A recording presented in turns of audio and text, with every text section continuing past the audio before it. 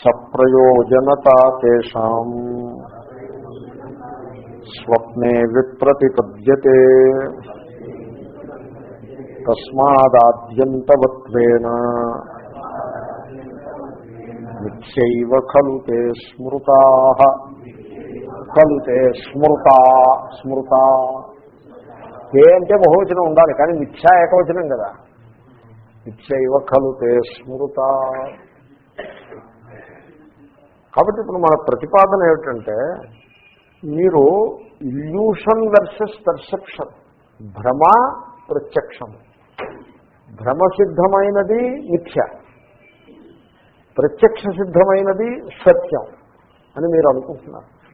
కానీ నేను మీకు ఇంతదాకా ఎక్స్ప్లెయిన్ చేసింది ఏమిటంటే, భ్రమ వేరే ప్రత్యక్షం వేరే అని మధ్యలో గీత గీసి ఇది భ్రమ ఇది ప్రత్యక్షం, ఇది భిన్నం అది భిన్నం అని మీరు అనుకుంటున్నారే, ఆ బోర్డర్ లైన్ ఏమీ లేదు.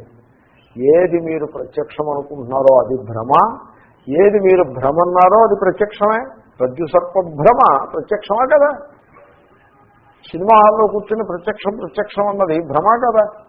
కాబట్టి భ్రమకి ప్రత్యక్షానికి, భ్రమకి అనుమానానికి, భ్రమకి ఎక్స్పెక్టేషన్కి బౌండరీ లైన్ ఏమీ లేదు. అవి అన్నీ మెర్జైపోతాయి. అంతా కూడా ఒక దీర్ఘ స్వప్నం తప్ప, జాగ్రత్త అవస్థలో మీకు ఎన్ని అంశాలు అనుభవానికి వచ్చాయో అవన్నీ కూడా ఒక దీర్ఘ స్వప్నం తప్ప మరేమీ కాదు అని ఒక ప్రతిపాదనని చూశాం. అయితే ఈ ప్రతిపాదన మీద ఒక అబ్జెక్షన్. ఇప్పుడు కళలో ఘటం చూశారనుకోండి, ఈ కళలో ఘటం దేనికి పనికిరాదు. కాఫీ తాగాలంటే పనికిరాదు. కళ నుంచి లేవగానే కాఫీ తాగాలనిపిస్తుంది కదా, 4 గంటలకి కళ నుంచి బయటకు వచ్చారు, ఇప్పుడు కాఫీ పెట్టుకు తాగాలి. కళలో ఘటం చూసాం కదా, ఆ ఘటంలో పోసుకుని, ఘటం అంటే పెడత, దాంట్లో కాఫీ తాగుదామంటే ఉపయోగపడుతుంది. అది కళలో చూసిన ఘటం దేనికి పనికిరాదు. వెరాజ్ జాగ్రత్త అవస్థలో చూసి ఘటం ఉంది చూసారా, దాంట్లో కాఫీ పోసుకు తాగచ్చు, ఒక ప్రయోజనం సిద్ధిస్తోంది. కాబట్టి ఈ ఘటం సత్యమో ఆ ఘటం మిథ్య అని అలాగంటే విభాగాన్ని చేస్తారు. చేసి మేము చాలా లాజికల్ పాయింట్ చెప్పాము అని కూడా అనుకుంటారు లోకంలో జనులు. అలా అనుకోవడమే కాదు, దాని మీద ఉపన్యాసాలు కూడా చెప్తారు.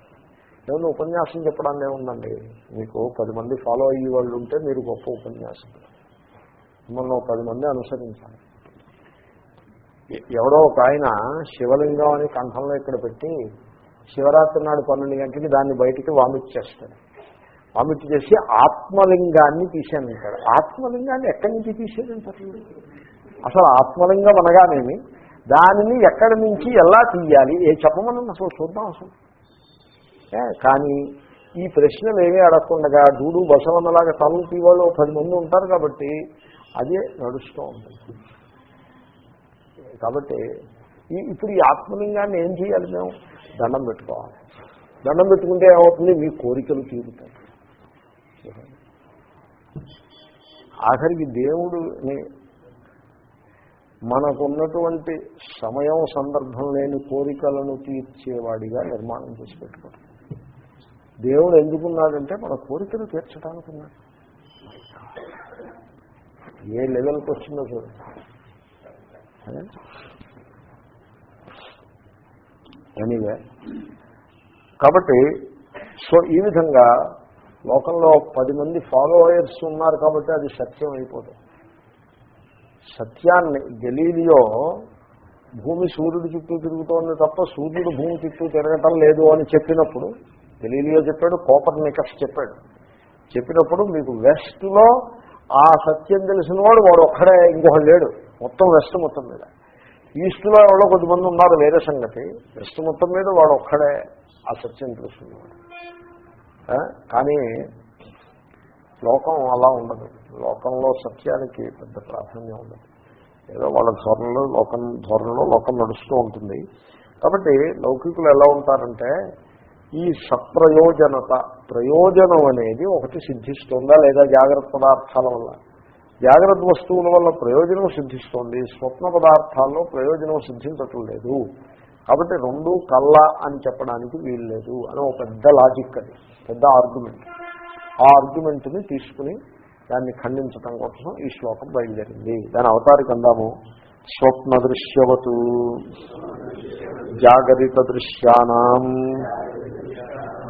అసత్వమితి అపి అసత్వమితి యదుక్తం తదయుక్తం.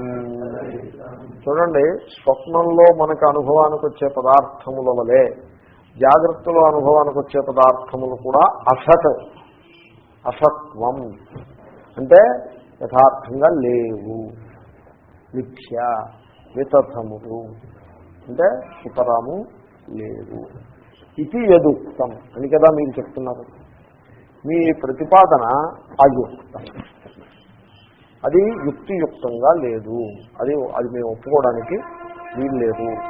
పూర్వపక్షం. ఎందుకని? యస్మాత్ జాగృదృశ్యా అన్నపానవాహనాదయ క్షుత్పిపాసాది నివృత్తిం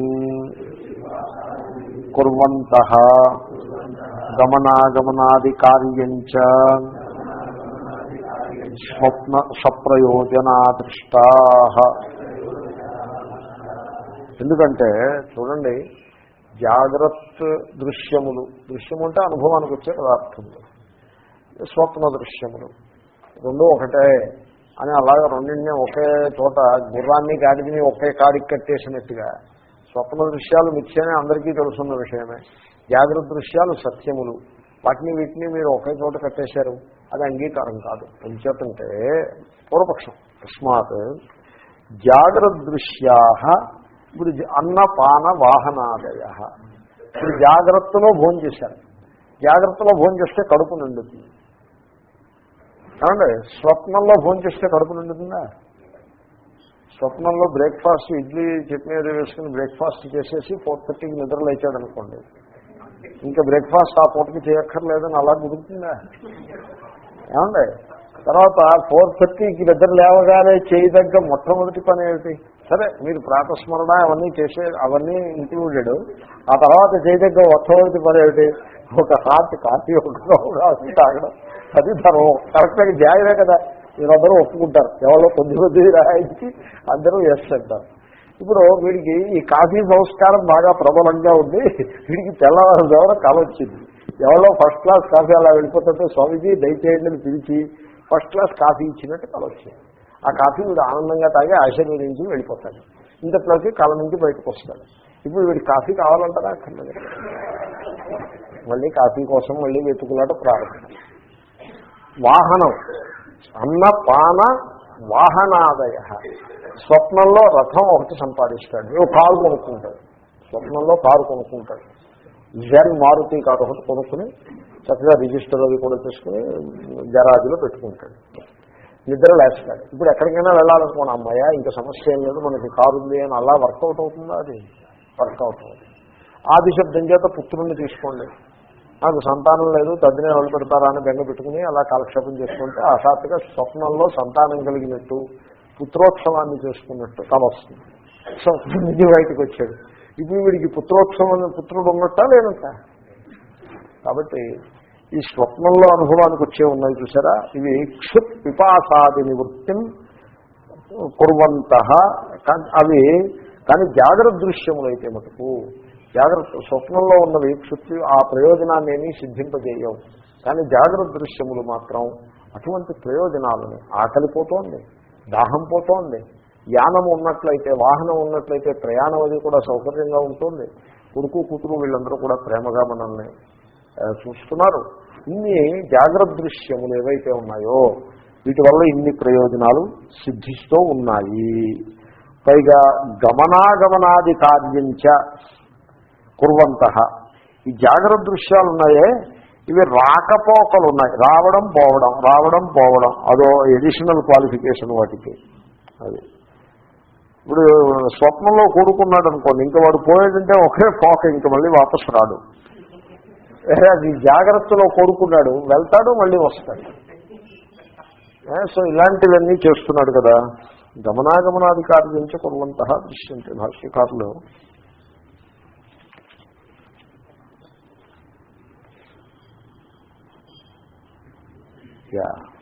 అది వాహనానికి, గమనాగమనాది కార్యం అంటే వాహనానికి, వాహనాదయ అన్నారు కదా. వీడికి కారు ఉందనుకోండి, జాగ్రత్తలో కారు ఉంటే గమనాగమనాది కార్యం, కొడుకు కాదు కారు, వెళ్ళడం రావడం ఇలాంటి పనులన్నీ కూడా సిద్ధిస్తూ ఉంటాయి. కానీ ఈ స్వప్నంలో వీడు సంపాదించినటువంటి వాహనం వల్ల గమనాది కార్యాలు ఏమీ సిద్ధించవు. సో ఈ విధంగా జాగ్రత్త దృశ్యములు సప్రయోజనా దృష్టా, ఒక పర్పస్ని సర్వ్ చేస్తూ మనకి కొన్ని పనులు చేసి పెడుతూ మనకు ఉపయోగకరంగా ఉండడం మనకు అనుభవంలో ఉన్నమాట. ఇది అందరూ అంగీకరించాల్సిన విషయం. ఓకే, నతు స్వప్న దృశ్యానాం తదస్తి. కాబట్టి స్వప్నంలో ఉండే అన్నానికి ఆకలి తీర్చదు, స్వప్నంలో తాగిన కాఫీ ఆ దాహాన్ని తీర్చదు, స్వప్నంలో ఉండే వాహనంతో మీరు గమనాగమనాది కార్యాలని చేయలేరు. కాబట్టి ఇంత తేడా కనపడుతూ ఉంటే జాగ్రత్త దృశ్యాలకి స్వప్న దృశ్యాలకినో, ఏమయ్యా నువ్వు ఏం వేదాంతం పాఠం చెప్తున్నావు, జాగ్రత్త స్వప్నం ఒకటే అని ఇంకెక్కడ పాఠం అని పూర్వపక్షం.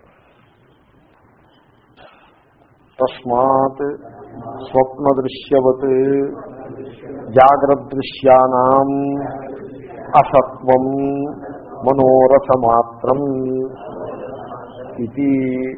కాబట్టి స్వప్న దృశ్యములు ఎలా అయితే వాస్తవములు కావో, యథార్థములు కావో, వితథములో, ఆ విధంగా జాగ్రత్త దృశ్యములు కూడా వితథములే అని ఈ అద్వైతి యొక్క మనోరథం. ఇది అద్వైతి. అద్వైతికి ఏం కావాలి? ఇప్పుడు జీవుడు, జగత్తు, బ్రహ్మ మూడు ఉన్నాయండి. ఏమండి, మూడుకి మూడు అలాగే నిలబెడితే ఇంక వాడు అద్వైతం ఏమిటండి? వాడు తలకాయ అద్వైతం. ఇంక అద్వైతం ఏముంది అక్కడ? జీవుడు యథార్థమే, ఈ ఈశ్వరుడి కంటే భిన్నంగానే ఉంటాడు అంటే ఇంకా అద్వైతమా ద్వైతమా? అది కాదండి. జీవుడు ఈశ్వరుడి జేబులో ఉంటాడు, ఎక్కడున్నా మొత్తానికి అద్వైతం ఎలా అవుతుంది? తర్వాత జగత్తు సత్యమే, ఎంతో కొంత సత్యం ఉంది, 100% సత్యం అంటే అద్వైతం ఎక్కడి నుంచి వస్తుంది? 1+1 = 2 అవుతుంది. కాదండి 50% సత్యం అన్నారనుకోండి, అప్పుడు అద్వైతం వస్తుందా? 1.5 వస్తుందా? 1.5 వస్తుంది. మీకు అద్వైతం రావాలి అంటే జీవుడనేవాడు ఈశ్వరుని కంటే భిన్నంగా లేనే లేడు అని మీరు అనాలి. జగత్ అనేది ఈశ్వరుని కంటే భిన్నంగా లేనే లేదు. మరి మాకు అనుభవానికి వస్తుందంటే మీ అనుభవం వితథము, మిథ్య అది మీరు అనకపోతే మీకు అద్వైతం ఎలా సిద్ధిస్తుంది? కాబట్టి ఈ అద్వైతి యొక్క మనోరథం ఏమిటంటే ఈ జగత్తు మిథ్యా మిథ్యా మిథ్యా, అది వాడి కోరిక. ఎందుకంటే వాడికి అప్పుడు అద్వైతం సిద్ధిస్తుంది. ఓరే అద్వైతి, జాగ్రత్త దృశ్యములు మిథ్యా అని నువ్వు ఏదైతే అంటున్నావో అవి అసత్తులని, అది నీ మనోరథం మాత్రమే, నీ కోరిక అలా ఉంది తప్ప అది యథార్థం కాదు. ఎందుకంటే జాగ్రత్త దృశ్యములు గొప్ప గొప్ప ప్రయోజనాలను మనకి సిద్ధింపజేస్తున్నాయి కనుక జాగ్రత్త దృశ్యములు సత్యములు, స్వప్న దృశ్యముల వంటివి కావు. మెయిన్ లాజిక్ ఇక్కడ ఏమిటండి? సప్రయోజనత, ప్రయోజనమును కలిగి ఉండుట, ఒక పర్పస్ని సర్వ్ చేస్తూ ఉపకారం చేస్తూ ఉండుట అనేటువంటి లాజిక్ని బేసిక్స్గా చేసుకుని ఈ జగత్తు మిథ్య అనే దాన్ని అంగీకరించము.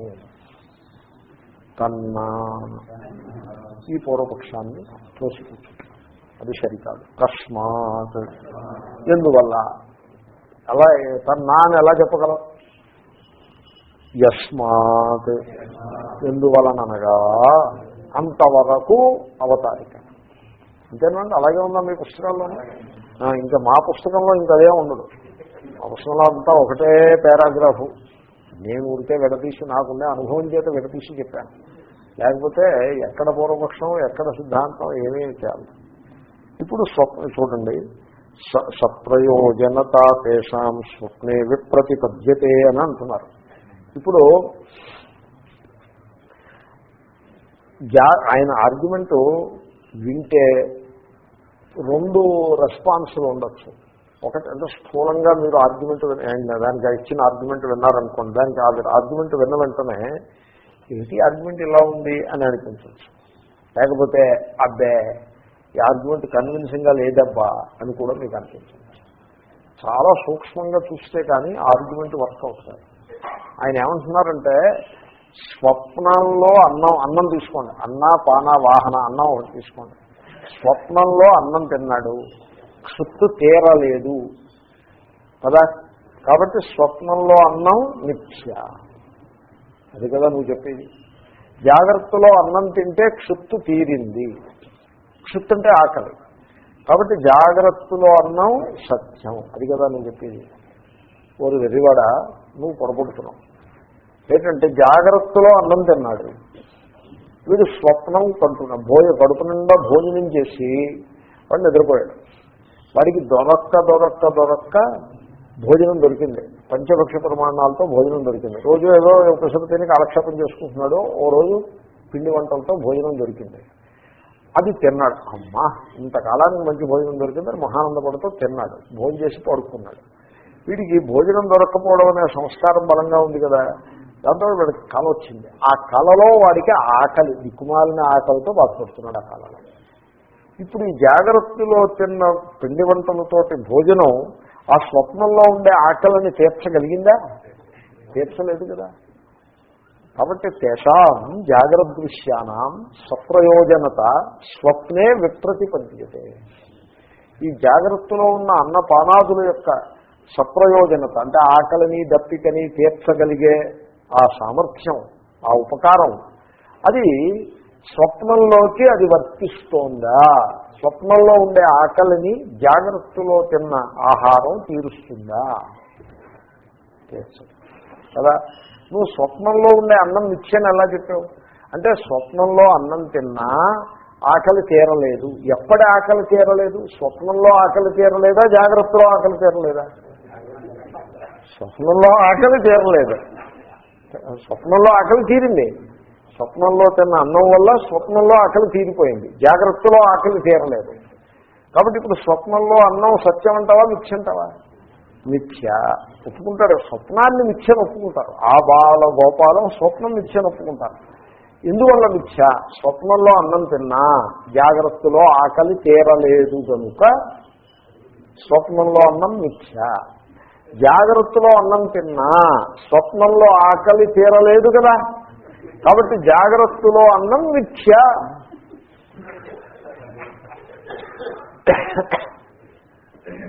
కాబట్టి తేషాం అంటే జాగ్రత్త దృశ్యముల యొక్క సప్రయోజనత, ప్రయోజనమును కలిగి ఉండుట స్వప్నే, స్వప్నమునందు విప్రతిపద్యతే, అసిద్ధమవుతున్నది. ఒకడికి అడవిలో ఉండేవాడు. పెద్ద పులు వస్తుందని ఒక ఫియర్ ఒకటి వచ్చింది. ఏదో అడవి పప్పులు వచ్చి ఏదో పశువులు ఎత్తుతాయి. వీడేం చేసిందంటే గన్ లైసెన్స్కి అప్లై చేసి విశాఖపట్నం పాడేరు ఆ ప్రాంతంలో, ఏజెన్సీ ప్రాంతంలో గన్ లైసెన్స్కి అప్లై చేసి గన్ ఒకటి సంపాదించుకున్నాడు. పులి వస్తే రక్షించుకున్న కోసం తల కింద ఆ గన్ పెట్టి పడుకుని నిద్రపోయాడు. నిద్రపోగానే పులి వచ్చినట్టుగా కల వచ్చింది. ఏమంటే కల వస్తే ఆ పులి వీడు పరిగెత్తడం ప్రారంభించాడు. ఆ పులి మీద ఉరికేసి వీడి పీక పట్టుకుని వీడిని చంపేస్తుంటే అయ్య బాబోయ్ అని ఒక పెద్ద కేక వేసి నిద్రలేచాడు.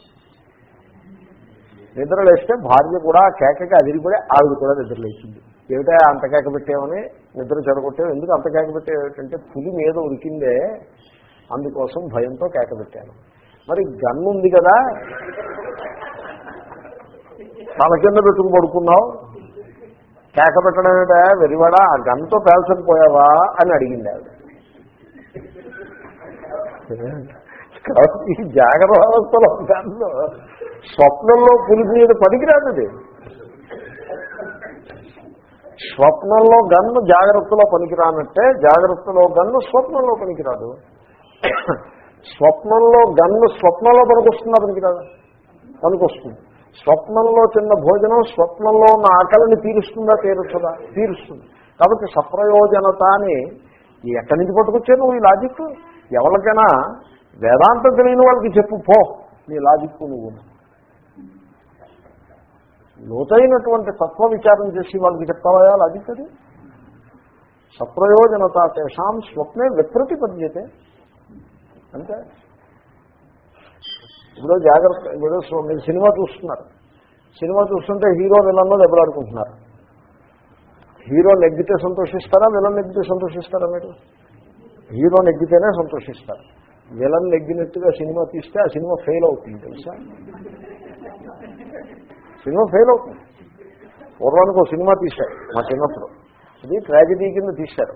ట్రాజెడీ కింద తీస్తే ఆఖరిలో ఎవరో సలహా చెప్పారు, మీరు ట్రాజెడీగానే దీన్ని రిలీజ్ చేసినట్లయితే ఫెయిల్ అయిపోతుంది, పిక్చర్ బాగుంది అని ఎవరో చూసిన ఆయన సలహా చెప్పారు. ట్రాజెడీగా రిలీజ్ చేయకండి, లాస్ట్ సీన్ ఏదో కొంచెం ఇలాగ మార్పు చేసి ఆ యాక్టర్లను ఇంకొకళ్ళని పిలిచి ఇంకోసారి పిలిచి ఏదో మళ్ళీ అందరూ కలుసుకున్నట్టుగా చేయండి, లేకపోతే ఫెయిల్ అయిపోతుందని సలహా చెప్తే వాళ్ళు మార్చారు.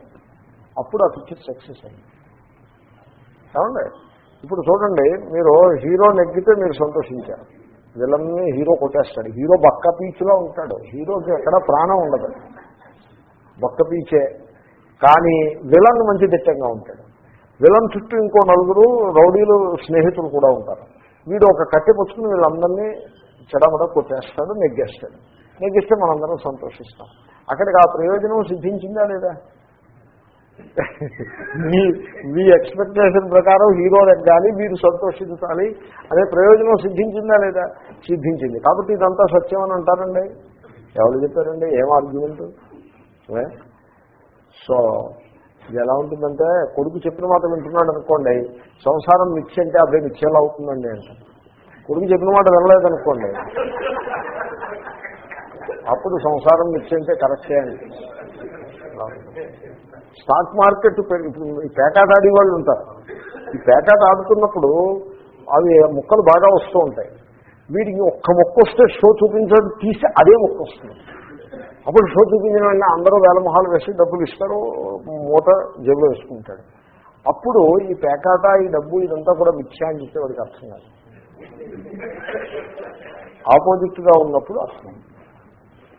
భార్య చెప్పిన మాట విని పూల రసంలా తయారయ్యి కడుపు నిండా వీడికి భోజనం అది వండి పెడుతూ ఉంటే ఈ సంసారం మిథ్యంటే తెలియదు వాడికి. పాపం భార్యలందరూ పతివ్రతలు అయ్యారు కాబట్టి సంసారం మిథ్య అనే మాట చెప్పడం కూడా కష్టం. మీరు అమెరికా రండి, నేను చెప్తాను. ఈ అమెరికన్స్ వస్తారు, చాలా మంది వస్తూ ఉంటారు. అమెరికాలో 60% పీపుల్ మ్యారేజ్ ఫెయిల్. 60% అంటే 10 మంది వచ్చారంటే ఆ 10 మందిలో 6 మంది మ్యారేజ్ ఫెయిల్ అయి ఉంటుంది. ఇండియాలో 100 మంది వస్తే వాళ్ళలో ఫెయిల్ మ్యారేజ్ ఉండకపోవచ్చు.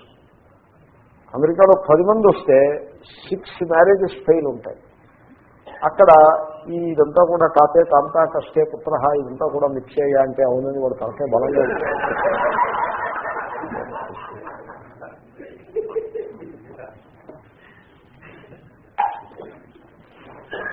కాబట్టి ఈ సప్రయోజనత ఆర్గ్యుమెంట్ ఉంది చూసారా, ఇది సంసారంలో బాగా ఆసక్తి, సంసారం అనే ఊబిలో బాగా దిగపడ్డవాడికి ఆ ఆర్గ్యుమెంట్ కన్విన్సింగ్గా కనపడుతుంది తప్ప సంసారం యొక్క మిథ్యని దర్శించే మహాత్ములకి అది ఆర్గ్యుమెంటే కాదు. సప్రయోజనత తేషాం స్వప్నే విప్రతిపద్యతే. మీ పాయింట్ ఏమిటంటే ఆద్యంతవత్వాన్ని మీరు చూసుకోవాలి. ఆది అంతాలు ఉన్నాయా లేవా? ఆది అంతములు అయితే స్వప్నంలో ఎలా అవి ఆద్యంతములు ఉన్నాయి కాబట్టి స్వప్న పదార్థములు స్వప్న దృశ్యములు మిథ్య. అలాగే జాగ్రత్త కూడా ఆద్యంతములు ఉన్నాయి కాబట్టి మిథ్యా అని మీరు తెలుసుకునే ప్రయత్నం చేయాలి. కానీ ప్రయోజనం సిద్ధిస్తోంది, ఉపకారం సిద్ధిస్తోంది, పిడత కాఫీ తాగడానికి ఉపయోగపడుతోంది కాబట్టి దీన్ని సత్యం అందాము. ఈ ఆర్గ్యుమెంట్ని చూసారా, చాలా అల్పమైన ఆర్గ్యుమెంటు, మిస్లీడింగ్ ఆర్గ్యుమెంట్, చాలా మిస్లీడింగ్ ఆర్గ్యుమెంట్. భాగవతానికి జన్మాద్యశ్చయతోన్వయాత్ అనే ప్రారంభ శ్లోకంలో తేనే బ్రహ్మ మృదాయ ఆది ముష్యంతే యత్ సూరయ తేజోవాది మృదాం యథా వినిమయో ఎత్ర త్రిసర్గో మృష. ఈ త్రిసర్గ, ఈ త్రిగుణాత్మకమైన సంసారము మిథ్య అని ఉంటే అక్కడ మధ్వాచార్య సంప్రదాయాన్ని అనుసరించే ఒక వ్యాఖ్యానం అవుతుంది. దాని పేరు ఆ వీరధ్వజ ఏదో వ్యాఖ్యానం ఒక పండితుడు రాశాడు. మామూలుగా ఇక్కడ ఈ వావిళ్ళవారి పుస్తకంలో అన్ని వ్యాఖ్యానాలు కలిపి ప్రచురిస్తారు. శ్రీధరాచార్య వ్యాఖ్యానం అద్వైతపరంగా ఉండేది, విశిష్టాద్వైత వ్యాఖ్యానం వీరరాఘవ, అలాగే విజయధ్వజ అని మధ్వ వ్యాఖ్యానం, 3 కలిపి ప్రచురిస్తారు వావిళ్ళవారి ప్రచురణ. సో అందరికీ ఉపయోగపడుతుంది ఏదో పద్ధతిలో. ఇదో ఒక సంస్కారం, ఒకదానికి సంబంధమే ఉండదు, అయినా కానీ ప్రచురిస్తాడు. ఆ విజయధ్వజ వ్యాఖ్యానంలో ఆయన ఇది ఒక పెద్ద ఆర్గ్యుమెంట్ పెడతాడు. త్రిసర్గ మృష అంటారు, మిథ్య అంటారు. మిథ్య అయితే మనం పాపపుణ్యాలు చేయటం, స్వర్గలోకాలను పొందటం, పుణ్యం వల్ల పాపం వల్ల నరకాన్ని పొందటం, ఈ సుఖదుఖాలు ఇవన్నీ మనకి అనుభవంలోకి వస్తుంటే ఇవన్నీ మిథ్యని ఎలా అవుతాయి అంటే ఏదో ఆర్గ్యుమెంట్ పెడతాడు. ఇదే ఆర్గ్యుమెంట్, సప్రయోజన ఆర్గ్యుమెంట్ చదువుకుని సంస్కృతంలో ఉంది కాబట్టి అది గొప్పదైపోతుందా? సంస్కృతంలో ఉంటే సత్యం అవుతుందా? కింభో శ్లోకా ప్రమాణం. నేను శ్లోకం ఒకటి చెప్పి మీరు ప్రమాణం అని ప్రూవ్ చేయడానికి అలాగా శ్లోకాలు ప్రమాణం అవుతాయండి. కాబట్టి ఈ విధంగా మిస్లీడింగ్ ఆర్గ్యుమెంట్స్ మీకు అక్కడక్కడ పుస్తకాల్లోనూ కనపడతాయి. తర్వాత మహాత్ములు కూడా వేదాంతాన్ని బోధించుతున్న సందర్భంలో ఖరాఖండిగా చెప్పరు. ఏదో కొంతవరకు ఆడియన్స్కి తగ్గట్టుగా చెప్పాలనే సంస్కారమునో కారణమునో ఏవో అనేక కారణాల వల్ల ఏవో కొంచెం ఇటువటుగా కలగాపులగం చేసి చెప్తారు తప్పిస్తే ఖచ్చితంగా చెప్పరు. అదో పెద్ద దోషం. తర్వాత విని వాళ్ళ యొక్క యోగ్యత కూడా తక్కువ ఉండడం కూడా కారణం అయితే అవ్వచ్చు. అంటే యోగ్యత సరిపడదలే వీళ్ళకి చాలే అనే భావంతో చెప్తారో ఏమో తెలియదు. కానీ మొత్తానికి జాగ్రత్త అవస్థ ప్రయోజనం ఉంది కాబట్టి ఇదేదో సత్యము అనే ఆర్గ్యుమెంటు అద్వైత వేదాంతులు కూడా అప్పుడప్పుడు కొద్దిమంది ఫాలో అవుతున్నట్టుగా కనపడుతుంది. ఈ ఆర్గ్యుమెంట్ చాలా misleading argument. It is not valid. అది కాదా మీకు కావాల్సిన ఆర్గ్యుమెంట్? అది కాదు. ప్రతిదానికి ఓ ప్రయోజనం ఉంటుంది. ఇప్పుడు పాముని భ్రమపడతాడు, తాడును చూసి పాముని భ్రమపడతాడు, భయపడతాడు. భయం కలిగింది కాబట్టి సత్యం, అది కూడా ఓ ప్రయోజనమే కదా. పాము ఉంటే భయం కలుగుతుంది కదా. పాము లేకున్నా పాముందనే భ్రమ వల్ల భయం కలిగింది కాబట్టి పాము సత్యం అంటారండి. భయం కలిగింది కాబట్టి పాము సత్యం అంటారా? శుక్తిరచిత భ్రాంతి ఉంటుంది. ఆ ఆలు చెప్ప చూసి వెండి అనుకుంటాడు. వెండి ఆకర్షణీయంగా ఉంది, నాకు చాలా ఉత్సాహంగా ఉంది, బోలంత వెండి దొరికింది, వేళను సంతోషపడుతున్నారు కాబట్టి చాలా ఉపకారంగా ఉంది కాబట్టి అది సత్యం అవుతుందా? కాబట్టి ఈ ఆర్గ్యుమెంట్ ముఖ్యం కాదు. ముఖ్యమైన ఆర్గ్యుమెంట్ ఏమిటంటే ఆద్యంతవత్వేన. నువ్వు ఆర్గ్యుమెంట్ మర్చిపోవద్దు. ఆది అంతములు దేనికుంటాయో అది మిథ్య. ఆది ఓ తరంగం ఉందనుకోండి, ఆది అంతములు ఉన్నాయి కాబట్టి మిథ్య. నెక్లెస్ ఉందనుకోండి, ఆది అంతములు ఉన్నాయి కాబట్టి మిథ్య. సూర్యుడు ఉన్నాడనుకోండి, ఆది అంతములు ఉన్నాయి కాబట్టి మిథ్య. మిల్కీవే గెలాక్సీ తీసుకోండి, ఆది అంతములు ఉన్నాయి కాబట్టి మిథ్య. జగత్తు ఆద్యంతములు ఉన్నాయి కాబట్టి మిథ్య. అంటే అన్రియల్, నాన్ ఎగ్జిస్టెంట్. అన్రియల్ అంటే నాన్ ఎగ్జిస్టెంట్ అని చెప్పండి. మీరు మొహమాట పడకండి. అసత్వం అని చెప్పేస్తున్నారు భాష్యకారు. మొహమాట పడి లెవెల్ కాదు ఇది. మండు వచ్చిన దగ్గరికి వచ్చేప్పటికి ఇంకా మొహమాటం ఏం లేదు. జగత్తు లేదంటే, లేకున్నా కనపడుతూ ఉంటుందంటే.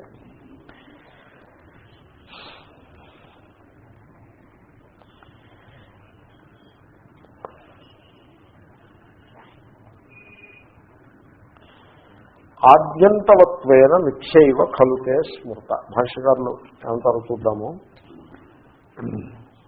సప్రయోజనతా దృష్ట యా అన్నపానాదీనాం సా స్వప్నే విప్రతిపద్యతే. అన్నము పానము ఇవి సప్రయోజనములే. వాటి వల్ల ప్రయోజనం ఉంది. అన్నం తింటే కడు ఆకలి తీరింది, నీళ్లు తాగితే దప్పికి తీరింది. కానీ ఆ ప్రయోజనం ఉందని నువ్వు ఏదైతే క్లెయిమ్ చేస్తున్నావో ఈ ప్రయోజనము స్వప్నావస్థలోకి కొనసాగుతుందా, బ్రేక్ పడిపోతుందా? బ్రేక్ అయిపోతుంది. స్వప్నావస్థలో అసిద్ధమైనది కాబట్టి అది మిథ్య అవుతుంది. జాగరితే హి భుక్త్వా పీత్వా చ తృప్తః వినివర్తిత త్రట్ సుప్తమాత్ర ఏవ క్షుత్పిపాసాద్యాప్తం అహోరాత్రోషితం అభుక్తవంతం ఆత్మానం మన్యతే. ఎందుకంటే జాగ్రత్త అవస్థలో ఉండే ప్రయోజనము స్వప్నావస్థలోకి రావటం లేదు. దానికి దృష్టాంతం చెప్తున్నారు.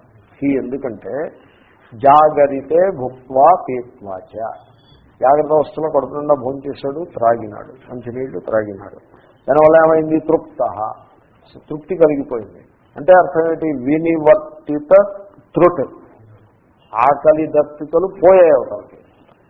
వెంటనే నిద్ర వస్తుంది కూడా. పైగా ఏదో కడుపు నిండా భోజనం చేసిన వెంటనే మధ్యాహ్నం వేసంకాలం వెంటనే నిద్ర వస్తుంది. సుప్తమాత్ర ఏవా నడువు వాద్యాడు నిద్ర పట్టింది. నిద్ర పడితే ఏమైంది? అక్కడికి ఆత్మానం మన్యతే. వాడికి తన గురించి ఎటువంటి అనుభవం వస్తోంది కలలో అంటే క్షుత్పిపాసాద్యాప్తం, ఆకలి దప్పికలతో బాధపడుతున్న వానినిగా, అహోరాత్రోషితం, రాత్రి పొగలు ఉపవాసం ఏమీ ఫలహారం కూడా చేయకుండా పూర్తి ఏకాదశి ఉపవాసం చేసిన వాడిగా, అభుక్తవంతం ఏమీ నోట్లో వేసుకోకుండా ఆకలితో బాధపడుతున్నవాడుగా అనుభవానికి వస్తుంది. అలాంటి అనుభవం కలిగిందేమిటి? ఎంత పెయిన్ఫుల్ అనుభవం. అరే ఈ శుభ్రంగా భోజనం చేశాడు, ఇది ఎక్కడ అనుభవం అండి అంటే, ఆ భోజనం జాగ్రత్త అవస్థలోకి నుంచి ప్రయోజనమే కానీ స్వప్నావస్థలో కానీ ఆ ప్రయోజనం సిద్ధించదు. కాబట్టి ఆ అవస్థకి మాత్రమే పరిమితమైంది అంటే ఆద్యంతవంతములు ఆద్యంతవత్వము అనే పరిస్థితి వచ్చేసింది.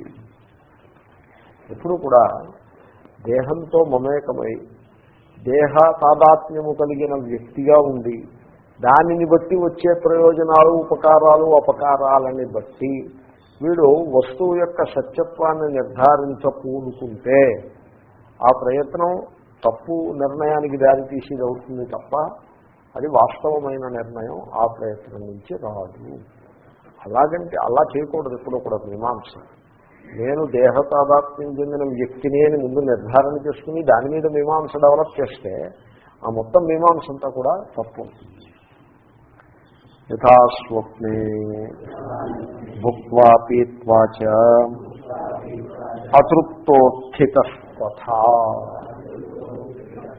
స్వప్నంలో దీన్ని తిరగేసుకోండి. స్వప్నంలో భోజనం చేశాడు, మంచినీళ్ళు తాగాడు, నిద్ర లేచాడు. నిద్ర లేస్తే ఇప్పుడు కడుపు నిండుగా ఉంటుందా?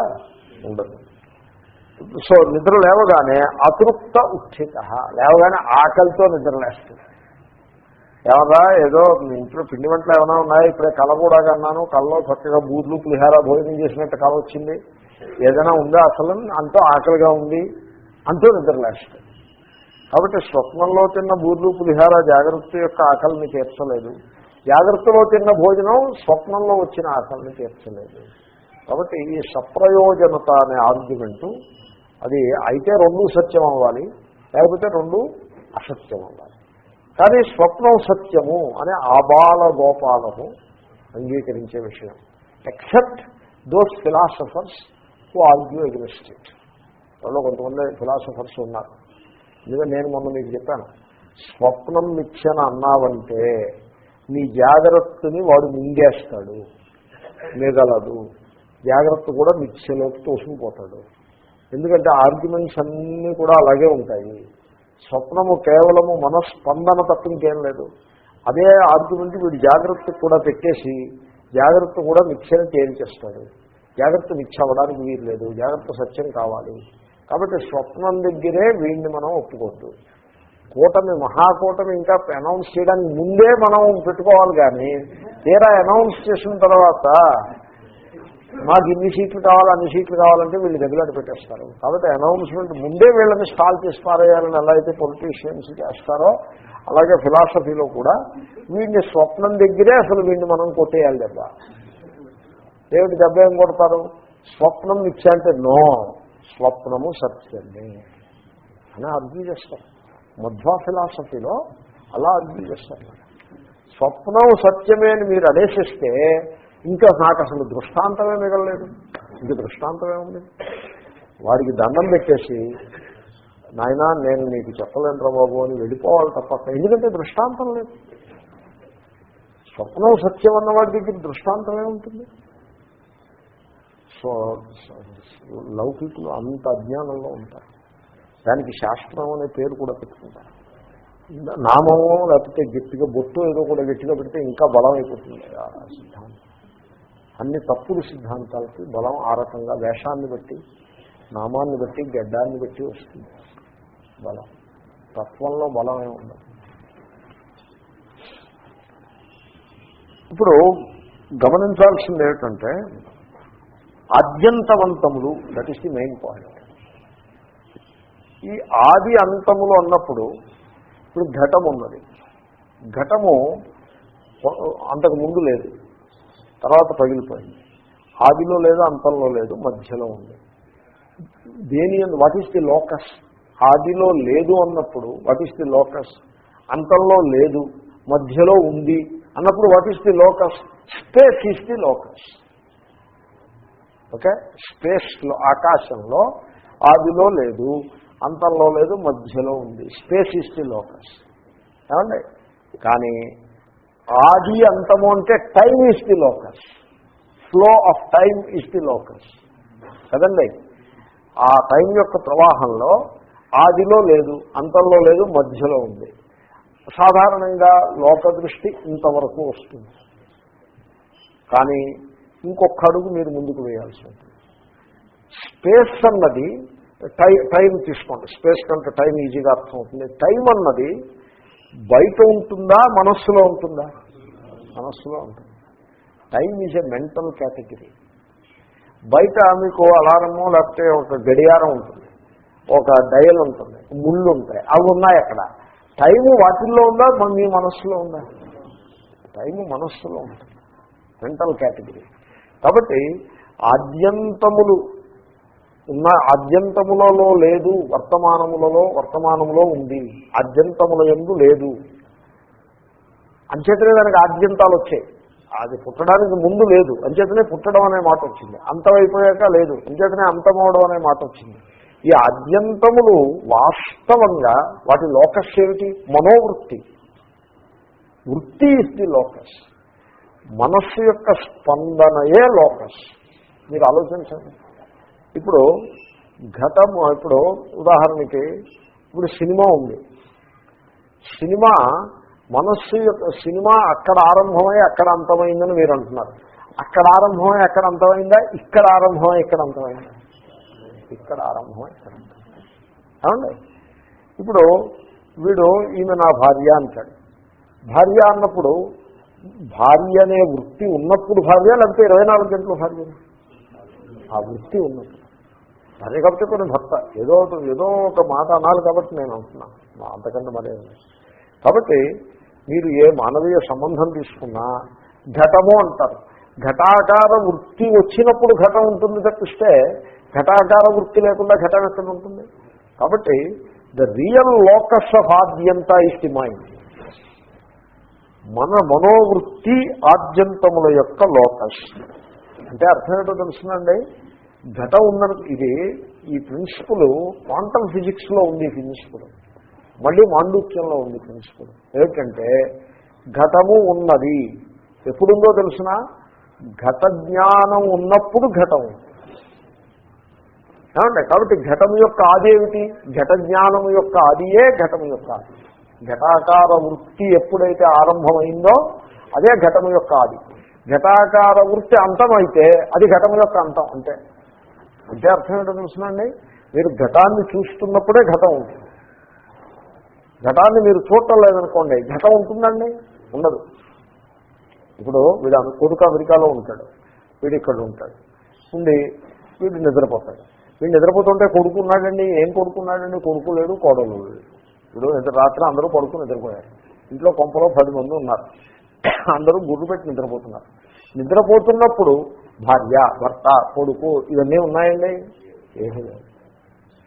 వీళ్ళలో ఒకడు నిద్ర లేచి ఈమె నా భార్య, వీడు నా కొడుకు, వీడు నా మనవడు అని వీడు అనుకుంటున్నాడు. వీడి దృష్ట్యా కొడుకులు భార్యలు ఉన్నారు తప్పిస్తే వాళ్ళ దృష్ట్యా ఎవరైనా ఉన్నారండి? ఎవరు లేదు. ఎప్పుడు ఏమంటే భార్య, కొడుకు, కూతురు, కోడలు ఇవన్నీ ఎప్పుడు వస్తాయండి?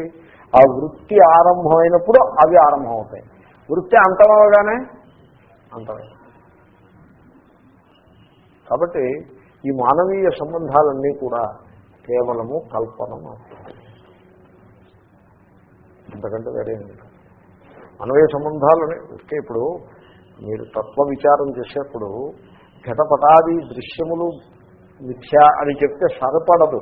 ఎందుకంటే మన సంసారంలో ఘటపటాదుల యొక్క ప్రభావం తక్కువను, ఈ ఆసక్తి ప్రభావం ఎక్కువ. అందుగురించి వీటిని కూడా కలిసి చెప్పుకుంటూ ఉండాలి. అలా అంతకంటే మీరు మరోలా అనుకోకండి. మరి వేదాంత పాఠంలో కూర్చున్నప్పుడు ఇలాగే ఉంటుంది. ఇప్పుడు కంబళిలో భోజనం చేస్తూ వెంట్రుకలు లెక్క పెట్టినట్టు ఉండకూడదు. వేదాంత పాఠం అంటే ఇలాగే ఉంటుంది. అన్నింటికీ ఇచ్చే అన్నీ పోతూ ఉంటాయి అంతే.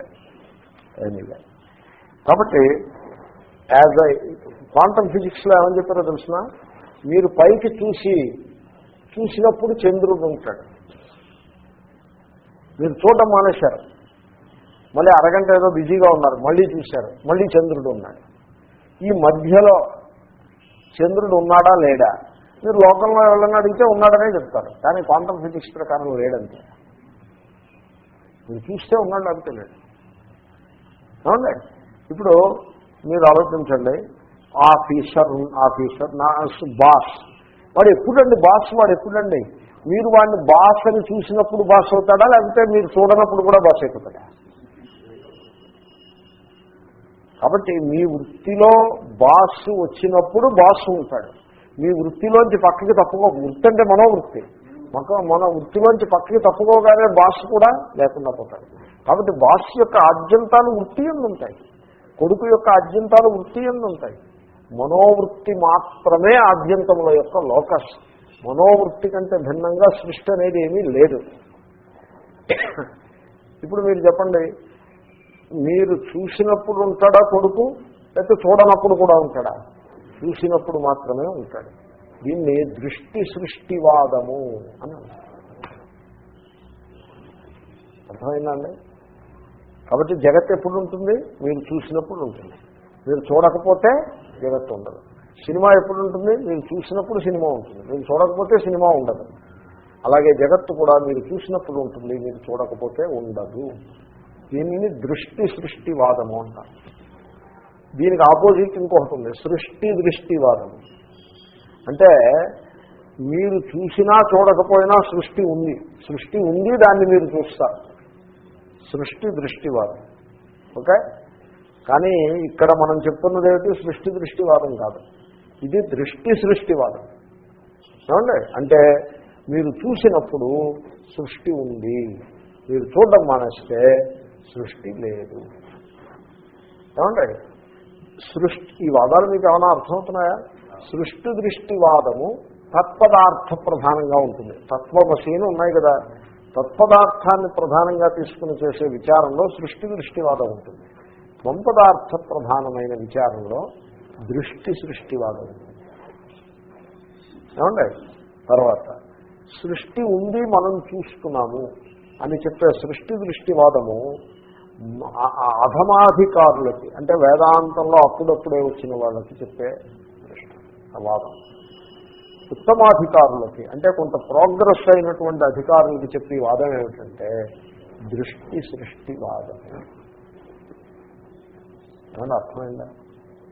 కాబట్టి ఇది దృష్టి సృష్టివాదాన్ని మనం అధ్యయనం చేస్తూ ఉన్నాము. తస్మాత్ జాగ్రద్దృశ్యానాం స్వప్నే విప్రతిపత్తి ద్రష్ట.